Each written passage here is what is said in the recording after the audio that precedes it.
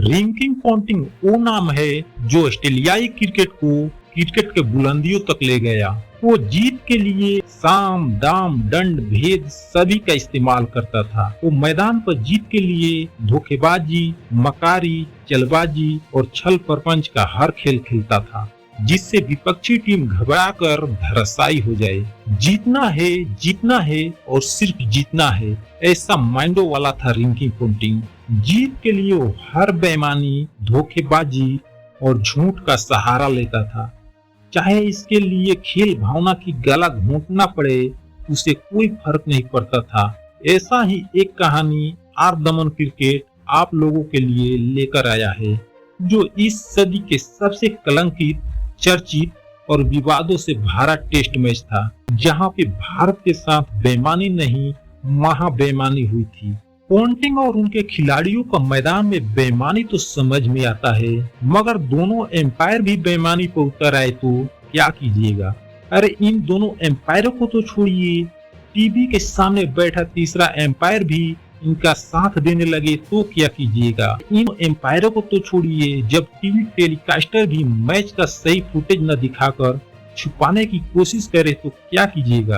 तो चलिए ज्यादा बातें न करते हुए 2008 में ऑस्ट्रेलियाई सरजमी पर खेले गए बॉर्डर गावस्कर टेस्ट सीरीज की यादों को ताजा करते हैं। उस समय क्रिकेट जगत में ऑस्ट्रेलियाई टीम सबसे मजबूत टीम थी।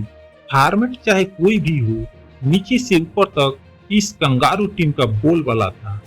कंगारू टीम जिस भी मैदान पर होती थी, विपक्षी टीम की हार तय मानी जाती थी।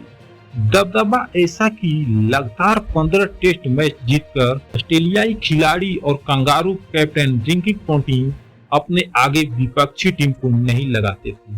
ऑस्ट्रेलियाई टीम स्लेजिंग छींटाकशी के लिए तो शुरू से ही मशहूर है, मगर वहां की मीडिया और पत्रकार तो दमघोटू माहौल बनाने में माहिर है। जैसे ही दूसरी टीमें ऑस्ट्रेलियाई धरती पर कदम रखती है, ये अपने उटपटांग सवालों के लपेटे में ऐसे लपेटते हैं, ऐसे सवालों के गुगली डालते हैं, जिससे दूसरी टीमों पर बेवजह दबाव बनता जाता है और न चाहते हुए भी दूसरी टीमें घबराने लगती है। यहाँ की मीडिया माइंड गेम खेलने में इतनी माहिर होती है कि मैदान में पहुंचने से पहले खिलाड़ियों से पूरी तरह से माइंड गेम खेलती है और खिलाड़ियों के दिलो दिमाग में डर पैदा करने के साथ साथ उनके विश्वास को हिलाकर रख देती है। भारत के साथ भी कुछ ऐसा ही हुआ, जिसे भारत अपना पहला टेस्ट मैच मेलबर्न में 333 रनों के बड़े अंतर से हार गया। भारत इस हार को पीछे छोड़ एलिट पहुंचा दूसरा मैच खेलने के लिए। एलिट का मैच भारतीय टीम के लिए बेहद अहम था, क्योंकि यहाँ से एक और हार का मतलब था भारत के हाथों से सीरीज निकल जाना। एलिट के मैदान पर रिंकी पॉन्टिंग ने टॉस जीतकर पहले बैटिंग करने का फैसला किया, मगर यहाँ ऑस्ट्रेलिया की शुरुआत बेहद ही खराब हुई। सलामी बल्लेबाज मैथ्यू हेडन और फिल जैक्स जल्द ही पवेलियन को लौट गए। ऑस्ट्रेलिया अभी संभाल ही रहा था कि गांगुली के एक बॉल पर पॉन्टिंग के बैट का बाहरी एज लेते हुए धोनी के दस्तानों में समा गई। इस बैट और बॉल की टच की आवाज मैदान में बैठे दर्शकों तक गई, मगर अजीब बात थी कि दोनों एम्पायरों के कानों तक नहीं गई और भारतीय अपील को ठुकराते हुए स्टीव बकनर ने पॉन्टिंग को नॉट आउट दे दिया। आगे भारतीय गेंदबाजों ने शानदार गेंदबाजी की, खासकर आरपी सिंह की कहर बरपाती गेंदें और भाजी की घूमती गेंदों ने कंगारू बल्लेबाजों को घुमाकर रख दिया, जिसके चलते ऑस्ट्रेलियाई 134 रन पर 6 विकेट गंवाकर संघर्ष कर रहे थे। भारतीय टीम इस मैच में पूरी तरह हावी थी। बीच पर ऑस्ट्रेलिया की तरफ से ब्रेड हाज और साइमन की जोड़ी मौजूद थी। साइमन के आउट होते ही ऑस्ट्रेलिया का धराशायी होना तय था, और ऐसा हुआ भी जब ईशांत शर्मा की एक गेंद साइमन के बल्ले तो छूटी हुई धोनी के ग्लव्स में समा गई। सारे भारतीय फैंस खुशी में झूम पड़े, मगर इस बार भी एम्पायर को कुछ दिखाई नहीं दिया, न ही उनके कानों तक आवाज गई और साइमन को नॉट आउट दे दिया। आश्चर्य तो ये कि साइमन भी ऐसे रिएक्ट कर रहे थे मानो कुछ हुआ ही ना हो। इस तरह से साइमन को 30 रनों पर पहला जीवन दान मिला। भारतीयों ने लंबी सांसें ली और सोचा चलो एम्पायर से गलती हो गई, आखिर एम्पायर कोई मशीन नहीं इंसान ही तो है। इसके बाद फिर खेल आगे बढ़ा। अभी खेल कुछ ही ओवरों का हुआ था कि अनिल कुंबले के गेंद पर धोनी ने साइमन को फिर स्टंप किया। जोरदार अपील हुई। इस बार मामला आगे बढ़ा और थर्ड एम्पायर के पास गया, जहां पे गलती की कोई गुंजाइश नहीं थी, क्योंकि यहाँ सभी फुटेज मौजूद है। यहाँ पर हर एक एंगल से एक बार नहीं बार बार देखकर सही फैसला दिया जाएगा। मगर थर्ड एम्पायर का फैसला और बड़े साइड स्क्रीन पर नॉट आउट का उभरता दृश्य देख भारतीय खिलाड़ियों ने अपना सिर पीट लिया। सिर्फ एक दूसरे के चेहरे देखे जा रहे थे। आंखों पर विश्वास नहीं हो रहा था, क्योंकि रिप्ले में साफ साफ साइमन के पैर हवा में दिखाई दे रहा था। उस दिन एम्पायरों ने न जाने कौन सी सस्ती नशा चढ़ा कर आए थे, जो ऐसी उटपटांग एक के बाद एक निर्णय दिए जा रहे थे। एक बार फिर से खेल आगे बढ़ा और कुछ ही देर बाद फिर से महेंद्र सिंह धोनी ने भाजी की गेंद पर साइमन को स्टंप किया। मगर इस बार तो बकनर ने थर्ड एम्पायर के पास जाना भी उचित नहीं समझा और साइमन को फिर से नॉट आउट दे दिया, जबकि रिप्ले में सारी दुनिया को दिख रहा था कि साइमन इस बार भी आउट थे। अब भारतीयों को इस फैसले से ये समझ नहीं आ रहा था कि वो दुखी हो या हंसे। इस सारे ड्रामे को क्रिकेट जगत पैनी नजरों से देख रहा था कि कैसे भारत के साथ बार बार नाइंसाफी हो रही थी और एक के बाद एक भारत के विरुद्ध कैसे गलत फैसले दिए जा रहे थे। एम्पायरों के रहमो क्रम से साइमन को बार बार जीवनदान मिला और साइमन ने इसका फायदा उठाते हुए 162 रन ठोक डाले। अब वही ऑस्ट्रेलिया जो एक समय 134 रन पर 6 विकेट गंवाकर भारत के सामने जदोजहद कर रहा था, वही ऑस्ट्रेलिया गिरते पड़ते बेईमानी और फरेब के दम पर पहली पारी में 463 रन बना दिए थे। अब भारत की इनिंग स्टार्ट हुई, लेकिन भारत को शुरुआत में ही जोरदार झटका लगा। ब्रेटली ने वसीम जाफर को बोल्ड आउट कर दिया, मगर अफसोस कि जिस बॉल पर जाफर आउट हुए ब्रेटली की वो बॉल भी नो बॉल थी, जिसे एम्पायरों को दिखाई नहीं दिया या जानबूझकर नजरअंदाज कर गए। ये तो एम्पायर ही बेहतर जानते थे।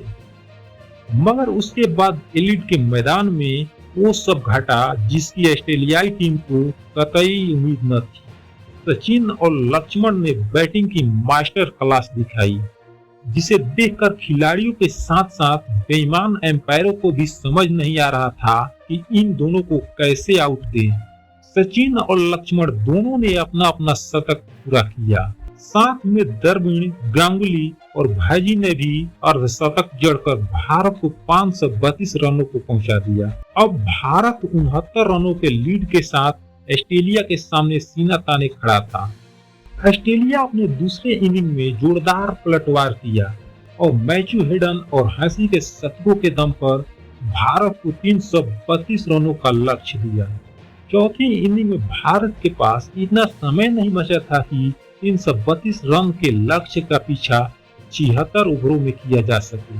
भारत अब सिर्फ मैच ड्रा कराने के लिए सोच रहा था, मगर भारत को शुरुआत में ही जोरदार झटके लगे और पहले इनिंग के भारतीय हीरो सचिन और लक्ष्मण जल्दी पवेलियन लौट गए। अब भारतीय दीवार राहुल द्रविड़ पर सभी की नजरें टिकी थी, जिसे द्रविड़ अपने काम को बखूबी अंजाम दे रहे थे। तभी साइमन की एक बॉल पर जोरदार अपील हुई और स्टीव बकनर ने द्रविड़ को कट बिहाइंड आउट दे दिया। मानो वो ताक में ही थे कि कब मौका बने जब वो आउट दे सके। क्रिकेट सभी लोगों का खेल माना जाता है, मगर यहाँ एम्पायर और कंगारू इस खेल की धज्जियां उड़ा रहे थे, जिससे क्रिकेट का ये खेल आज बार बार शर्मसार हो रहा था। दुर्भाग्य कि जिस खिलाड़ी को क्रिकेट का मसीहा, क्रिकेट के जेंटलमैन कहा जाता था, जो आउट होने पर अंपायरों को आउट दिए बगैर ही चल पड़ता था, उसी एडम गिलक्रिस्ट ने जोरदार अपील की, ये जानते हुए भी कि राहुल द्रविड़ आउट नहीं थे। अरे जिस बॉल पर राहुल द्रविड़ को आउट दिया गया, उस वक्त द्रविड़ का बैट पैड के पीछे छिपा था जो कैमरे में भी दिखाई नहीं दे रहा था, और बैट और बॉल के बीच इतना गैप था कि एक अंधे को भी साफ साफ दिख जाए। मगर स्टीव बकनर तो खड़े खड़े सो रहे थे और अपील की शोर सुनी और द्रविड़ को आउट दे दिया। अब उस दिन वो द्रविड़ जो हर परिस्थितियों में कूल रहते थे, उस आउट के बाद वो अपना इमोशन व्यक्त कर गए। झुंझलाहट और खीज उनके हाव भाव से साफ साफ दिख रहा था। द्रविड़ को देखकर दुनिया ये समझ चुकी थी कि इस मैच में क्या चल रहा है। ताजुब ये कि जिस मैच को भारत बड़ी आसानी से जीत सकता था, बेईमान एम्पायरों के चलते उसी मैच को भारत जद्दोजहद से बचाने में लगा था, और शायद बचा भी लेता। मगर एम्पायरों को ये कतई मंजूर नहीं था कि भारत इस मैच को बचाए। द्रविड़ के बाद गांगुली अब ऑस्ट्रेलिया की मुसीबतें बढ़ा रहे थे और ऐसा लग रहा था कि ये मैच बचा ले जाएंगे। तभी ब्रेटली की एक गेंद गांगुली के बैट का किनारा लेते हुए सेकंड स्लिप में क्लार्क के पास गई। क्लार्क ने गेंद को जमीन से उठाते हुए कैच की अपील की, जिस पर गांगुली ने सर हिलाकर मना किया, क्योंकि उनके अनुसार गेंद मैदान में टच करने के बाद क्लार्क के हाथों में गई थी। मगर एम्पायर मार्क बेंसन ने थर्ड एम्पायर के पास न जाकर पोंटिंग से पूछा, मानो वो पूछ रहे हो इसे आउट देना है या नहीं। तभी बेईमान चलबाज पोंटिंग ने उंगली उठाते हुए आउट देने को कहा और मार्क बेंसन ने गांगुली को आउट दे दिया। यहाँ तक तो यही लग रहा था कि दाल में कुछ काला है, मगर आगे जो हुआ उसे जानकर तो आप भी कह उठेंगे कि नहीं भाई, दाल में कुछ काला नहीं बल्कि पूरी की पूरी दाल ही काली है।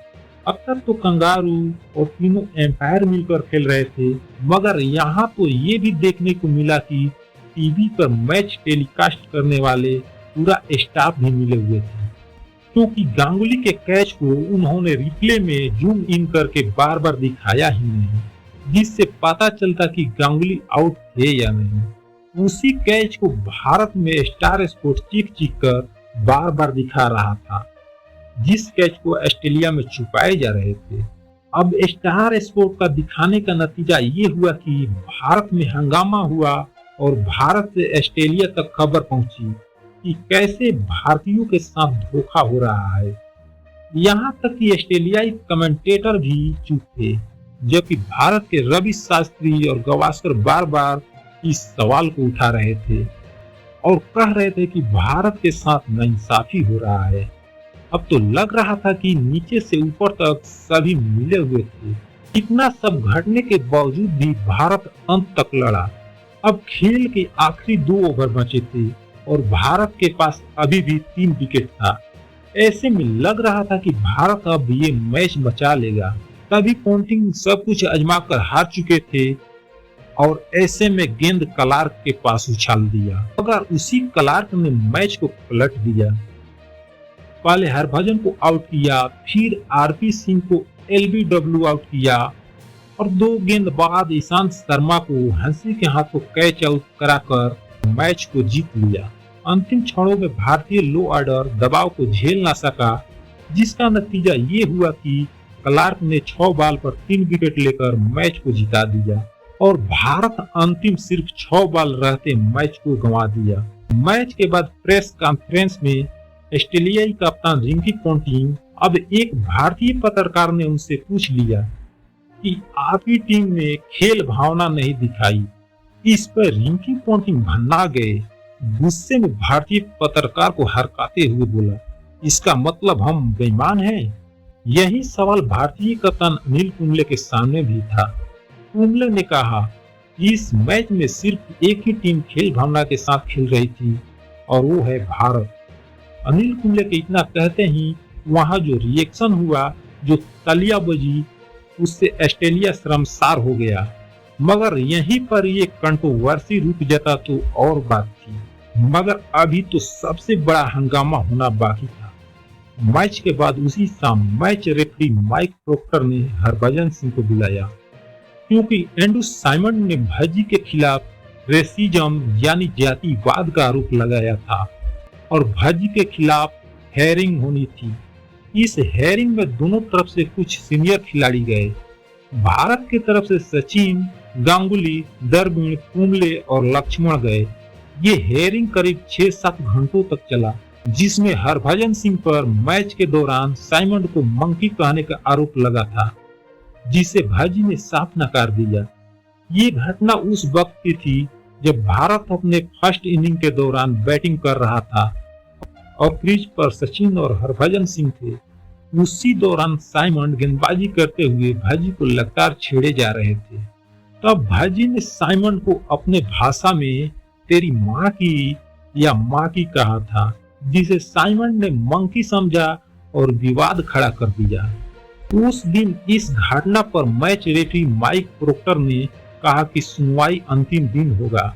अब लंबे चौड़े सुनवाई के बाद हरभजन सिंह को 3 मैचों के लिए बैन कर दिया। भारत ने पहले तो ये मैच हारा, ऊपर से ये गलत फैसला, जिससे भारतीय टीम में तनाव और गुस्सा भर गया। भारत को 2 दिवसीय प्रैक्टिस मैच खेलने वहां से कैनबरा जाना था, मगर भारतीय खिलाड़ियों ने बस में न बैठते हुए कैनबरा जाने से मना कर दिया और सभी खिलाड़ियों के सहमति से बीसीसीआई को फोन किया गया और बताया गया कि यहाँ हमारे साथ नाइंसाफी हो रही है, इसलिए हम ये सीरीज छोड़कर वापस आ रहे हैं। बीसीसीआई ने फोन करके आईसीसी को बताया। ये सुनकर पूरा क्रिकेट जगत हिल गया। ऑस्ट्रेलियाई बोर्ड इस फैसले से दंग था। आईसीसी को डर सताने लगा कि भारत के सीरीज छोड़ने से क्रिकेट जगत 2 गुटों में बंट जाएगा। आईसीसी ने ऑस्ट्रेलियाई बोर्ड से संपर्क किया और जांच के लिए एक कमेटी बनाई गई। इसके बाद जांच कमेटी ने भाजी को क्लीन चिट दे दिया। क्योंकि कंगारुओं ने इतना सारा बेईमानी करके मैच तो जीत लिया, मगर ऑस्ट्रेलियाई लोगों को दिलों से उतर गए और ऑस्ट्रेलिया का इसी मैच के बाद डाउनफॉल शुरू हुआ। अगले मैच में पहली बार भारत ने पर्थ के मैदान में ऑस्ट्रेलिया को हराया, जहां पे ऑस्ट्रेलियाई टीम अजय मानी जाती थी और भारत ने ऑस्ट्रेलिया का विजय अभियान तोड़ दिया, जो लगातार 16 मैचों से चला आ रहा था। इस तरह से ये एलिट का मैच इस सदी का सबसे कलंकित मैच बन गया, जहां पे छल प्रपंच और बेईमानी का खेल कंगारुओं द्वारा खेला गया था। आपको ये कहानी कैसी लगी नीचे कमेंट में जरूर बतलाइएगा और इस चैनल पर नए हैं तो लाइक कीजिएगा और सब्सक्राइब कीजिएगा।